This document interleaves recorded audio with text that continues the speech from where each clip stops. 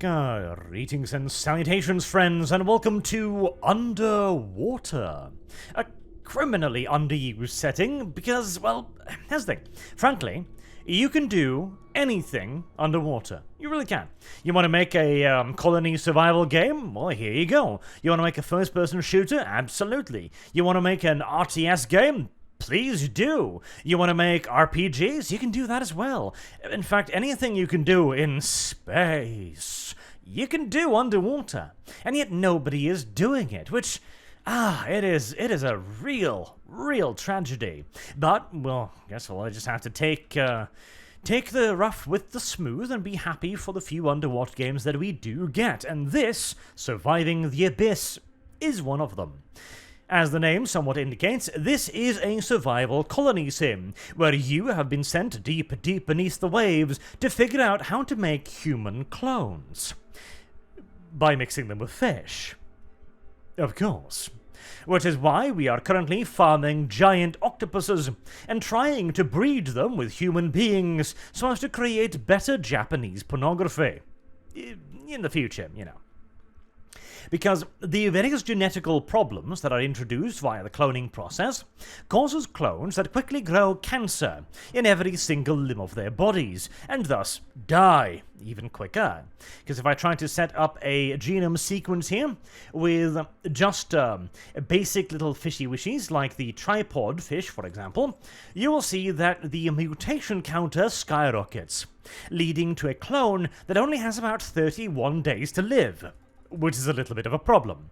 Whereas, however, if I combine, say, the, let's see here, the rosefish, the Sebastus norvegicus, with an oceanic sunfish, voila, you've got an infinitely alive clone. Problem solved, right? Well, kinda, because life underneath the waves is somewhat harsh, you see, and an enormous tentacle monster has taken an interest in your operations, an interest in blowing them up, to be precise, and will occasionally pop up out of the deep darkness above you to blow up some of your buildings. Luckily, you do have a countermeasure. You simply turn the lights purple for a little bit, and this will scare away the tentacle monster because it's a well-known fact that tentacle monsters do not like the color purple. It reminds them of their abusive childhood, I don't know, but it works, and that's all you really need to know here. But even more threatening than the tentacle monster, and this is one of the game's key problems, which we'll get to in a moment, is the fact that to live underwater, you need oxygen. Oxygen require power. Power require people. People require food. And to get people to man the food farms, you need to clone people. To get enough people to run the food farms, that runs the power farm, that runs the oxygen farm, that runs the genetic trap farms, etc., you need more people. And so the circle goes indefinitely. The early game is rather volatile. And you essentially need to juggle personnel from your various areas. For example, by shutting down the coal extractor, so you got more than enough coal. Or shutting down the power generator for a little bit to focus on research, or vice versa. Or shutting down all of the food to generate on coal extraction, and so on and so on. But at this point, I've got a decent amount of people. In fact, I have 8 crews unemployed, but the problem is most of that 8 crews are specialists, like scientists. Currently, there is no point in me researching anything because I've got 4,572 research, and honestly, none of the remaining upgrades are really worth it. So the research tree is absolutely going to need some expanding. And there's the key issue as well. Beyond simply expanding for expanding's sake, there's not enough to do in the game at the moment. You have a part in this delivery chain that is failing, and then you need to fix it. At the moment, for example, it is power. Okay, how do we deal with power? Well, we do have a coal generator here that is offline. So let's turn that on, and that'll give us a bunch of power for now. Right, that's going to require more crew, however. Now, if I'm going to use a lot of crew for that, I'm not going to have enough crew to use for expeditions. The expeditions are used to find new areas and delve into the deep darkness of the map, using this map here. Like checking out new environments, like the kelp forest or the basalt columns, or interesting pieces of scenery, like downed submarines, etc. So we're going to need more power. Okay, well, we're going to do that by expanding the amount of stuff we can see, which, let's see, where was the light here? There we go. Can we use an outpost for this? No, the outpost is going to be a bit too small, so we're going to need a full-on light tower. The little white outlines show you how far the light reaches.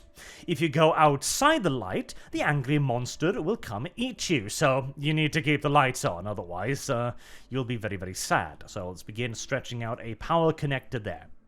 There is only one monster as well. This is a problem. There needs to be different monsters and different threats for each biome.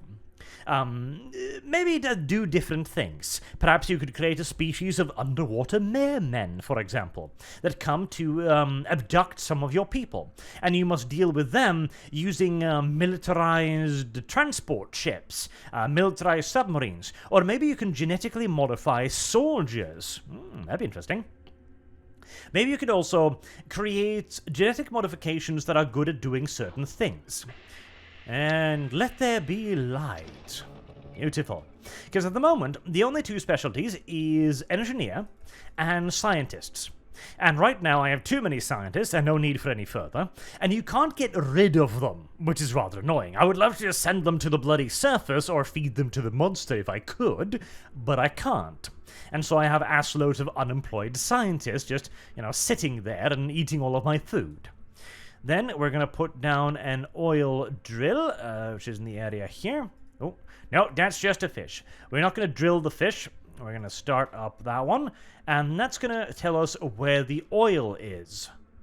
Okay, so we've got oil over in that direction. Okay.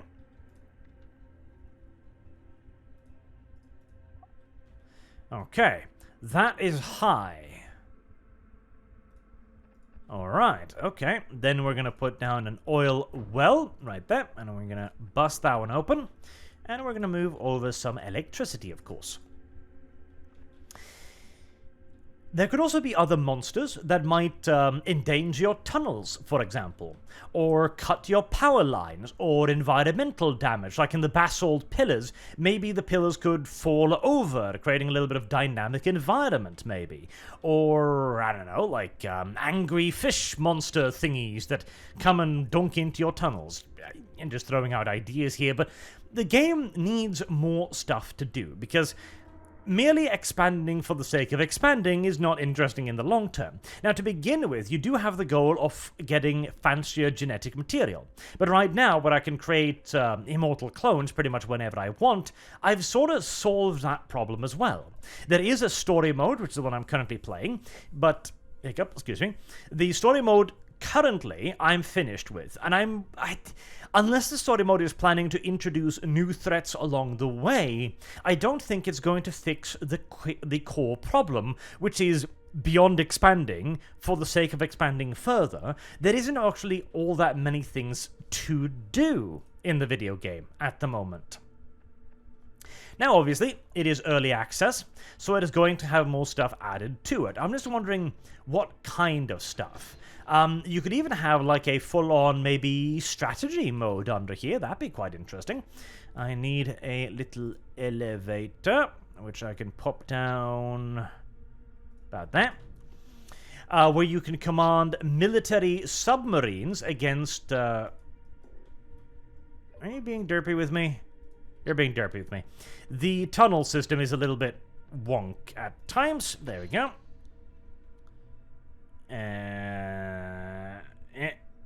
There. Right. That'll begin transporting oxygen to the oil well as soon as that little elevator has been built. And then you can also expand upon the genetic material, like creating clones with faster reaction speed, or maybe creating clones that can survive without oxygen, allowing you to create specialized combat vessels that are pressurized, or maybe you could create like underwater walking combat suits that require special bulky fighting dudes, maybe. That will be pretty damn cool. Maybe you might need these to explore certain deep crevasses or tunnels or underwater caves as well. That could be interesting. Alright, so we need an engineer and 2 more common dudes. Right, let's do some cloning then. We're going to do a tripod fish, and we've got some anomalous material as well. That's going to require 2 oceanic sunfishes to get rid of all of the mutations, which will give me 2 engineers and a generalist with a 77% chance. Could I... That's not really... Well, I would love to get some generalists. This should get me at least 1 generalist, I hope. Alright, let's begin the cloning process to get ourselves some more dudes. This is eventually going to start eating into our food reserves as well, as we're going to have to need a little bit more of food. Before that, though, I think I'm going to plump down some more stockpiles to make sure we can store all of the lovely nonsense we're about to begin producing. Fuel stockpile. And we can maybe move some of them over to doing other things too. Now, the oil refinery requires a bit of aluminium. Okay, aluminium. That'll allow us to engage with the mining system. So, there was an aluminium ore deposit over there. Is it within range of a buoy? I do not think so. No, it is not. Okay, in that case, we need to send over an expedition, which is going to require an assload of guys. Alright, we're going to use the protein harvesters for that at the moment, because I've got more than enough food. So we're going to send off a sub to explore it. Our first clone is just about done. It gives us an engineer, Connor O'Neill, which immediately begins working in the oil well. Good boy, Connor. In not too long, we should see a little bit of a underwater bus arriving. There we go. There is our underwater bus. The underwater bus can be used to explore various points of interest, like downed submarines, for example, or another engineer. I didn't need you, but I guess I'll keep you. Please do give me some normal dudes, though. That'll drop a flare, which allows me to put in place a mining beacon, which then allows me to assign mining submarines to it, which will go and start fetching lots and lots of delicious aluminium. Right, if I could get the rest of them just being regular dudes, that would be perfect. As to... God, I'm another idea. As to operate a building to the maximum effectiveness, you actually do need different people. Well, we can activate this, and at least we've got something for the engineers to do. And we're gonna lock those 2. And there we go. Okay, that gives me 2 guys over there too. Lovely. And another engineer. Right, well, mildly unfortunate, but such is life. They'll begin mining the aluminium and fetching it all the way back to base. We needed 15, didn't we? Yes, 15. Okay, well, the mining submarine should pop back in not too long. Maybe another thing you could do as well... Oh, god damn, nothing but engineers, huh? Oh, tragic. Maybe you could also make some sort of system where you could even do some raiding as the surface world. So, the story at the moment ends with you losing contact with the above world, which could mean, perhaps, that the giant sea monster that has been attacking me underwater has decided that there is more food above the waves. Maybe its territory has been disturbed, so it's time to go and teach those filthy little humans a lesson. Maybe. Maybe that'll require you to go through multiple depths, so you'd create a secondary base further up. That could be kind of cool. Or maybe it would require you to send up expeditionary parties and so on and so on. Right. Oh, I didn't notice that. The oil thing is apparently causing all kinds of pollution issues in my city. Well, that is most unfortunate. Let's see. We can put down some more air purifiers then. In fact... How much is the air being affected? Air purity. Quite a bit. Okay, let's put down 2 more basic air purifiers then.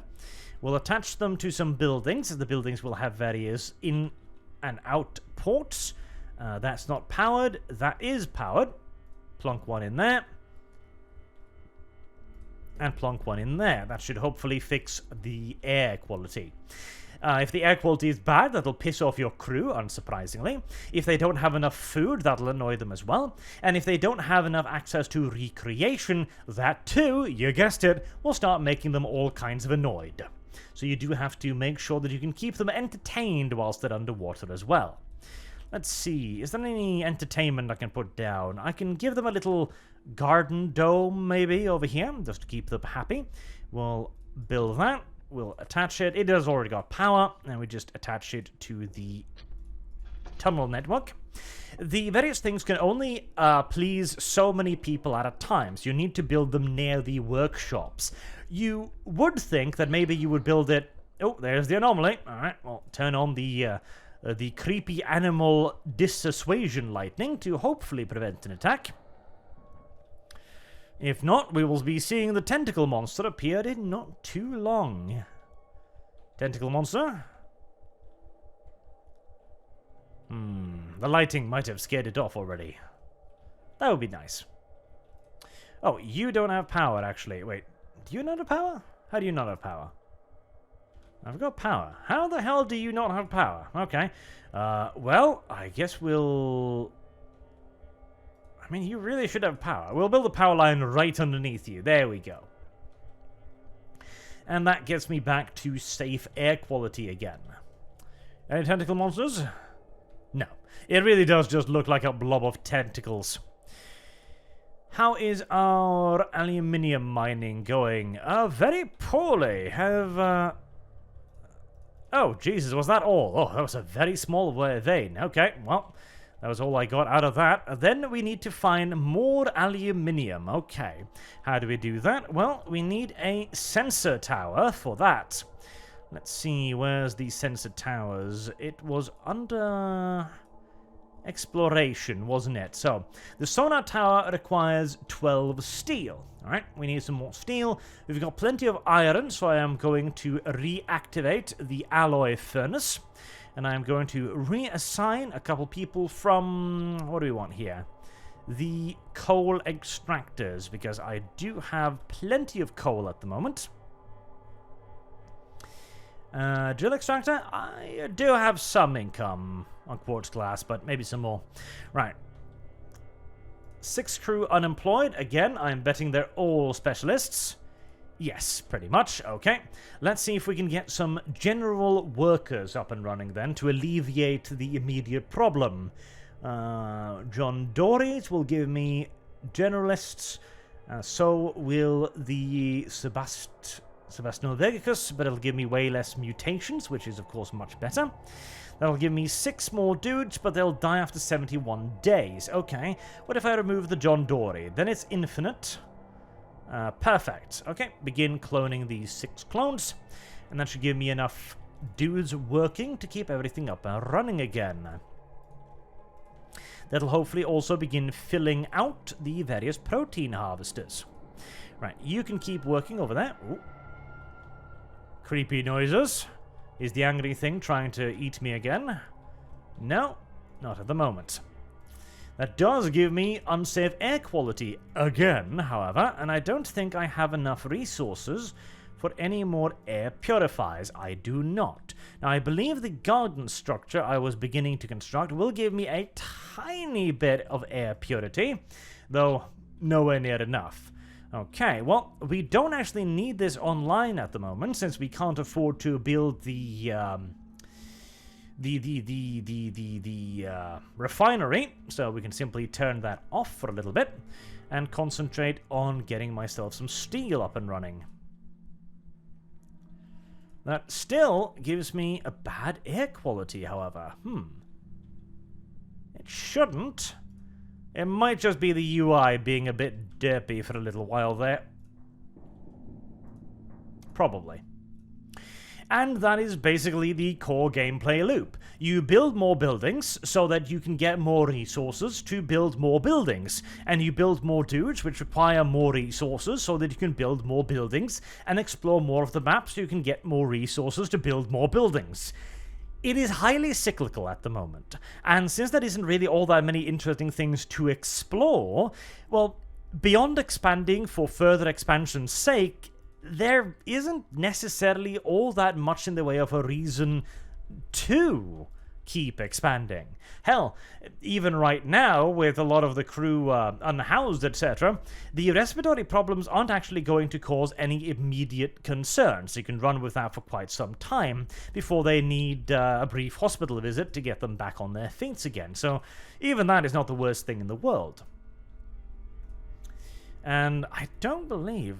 I mean... yeah... I don't actually think...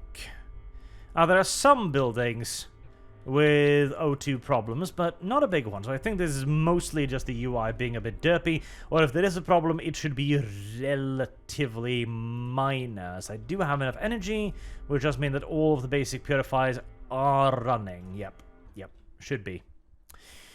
Alright, the monster has probably screwed off by now, so we can reactivate that. I do believe, don't I have maybe a small... scrap steel deposit, yes. That will be just perfect. So let's put down an excavation balloon over there to get some of that steel. They're already assigned to that, aren't they? Yep, they are. Sadly, they don't automatically unassign, or you can't prioritize the next assignment, which is a little bit silly, but not the worst thing in the universe. We'll continue to get rid of some of our iron, but we can start turning this off after we've converted another round or so. And that should see the air quality definitely get back up again. They do have a lot more to expand upon in this game, no doubt about it. They need more of a reason to keep playing, straight up, but it's a very interesting start. It's got a cool little gimmick with the cloning system. It's underwater, which is always nice, although they do need to do more with the underwater part. And the lighting system, too, is nice, but maybe you could add on more stuff, like certain environments require you to have special lighting that prevents attack from different things, for example.